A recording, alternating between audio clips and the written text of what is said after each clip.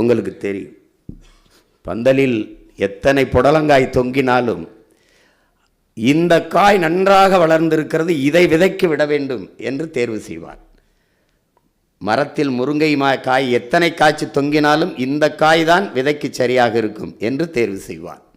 அப்படிதான் கத்தரிக்காய், தக்காளி, வெண்டைக்காய் எல்லாவற்றையும் தேர்வு செய்வார். ஜல்லிக்கட்டு விளையாட்டுக்கு நடத்தலவன் அணைக்க முடியாத அடக்க முடியாத காளையை இனப்பெருக்கத்துக்கு வைப்பார். அடங்கி போன காளையை விற்று விடுவான் அடிமாட்டுக்கு. சேவல் சண்டை நடத்துவான். வென்ற சேவலை வைத்து கொள்வான் இனப்பெருக்கத்துக்கு. தோற்ற சேவலை கரியாக்கி விடுவான். கிடா சண்டை விடுவான். வென்ற கிடாயை வைத்து கொள்வான். தோற்ற கிடாயை கரியாக்கி விடுவான். ஏன் வென்ற கிடாய்? ஏன் அடக்க முடியாத காளை? ஏன் வென்ற சேவல்? ஆட்டிலும் மாட்டிலும் கோழியிலும் கூட அடுத்த தலைமுறைக்கு வீரத்தை கடத்திய பரம்பரையில் வந்தவன் தமிழன்.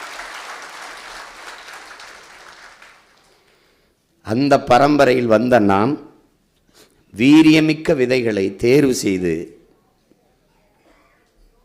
இந்த நிலத்தில் விதைக்கிறோம்.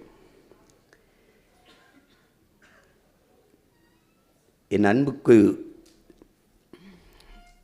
உரியவர்களே, இங்கே எல்லாவற்றையும் இழந்து நிற்கிற தமிழ் தேசிய இனத்திற்கு மீட்சியுற, எழுச்சியுற, பாதுகாப்பாக வாழ, உரிமை பெற, விடுதலை பெற இருக்கிற இறுதி வாய்ப்பு அரசியல் விடுதலை தான்.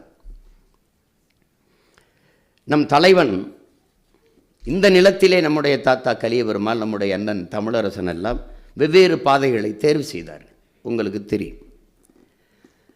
அதே காலகட்டத்தில் அந்த நிலத்தில் நம்முடைய தலைவன் ஆயுதமேந்திய கிளர்ச்சியை முன்னெடுத்தார்.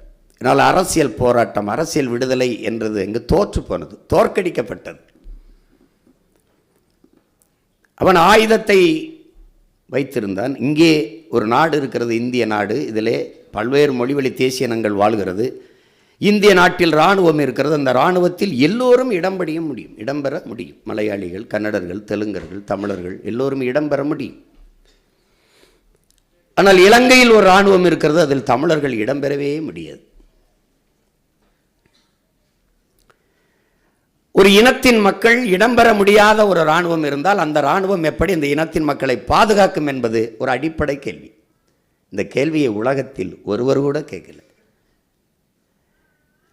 அது கேட்டவன் நம்முடைய தாத்தா தந்தை செல்வா அவர்கள். இந்த ஆயுதம் என் இன மக்களை எப்படி பாதுகாக்கும்? அதனால் எங்களுக்கு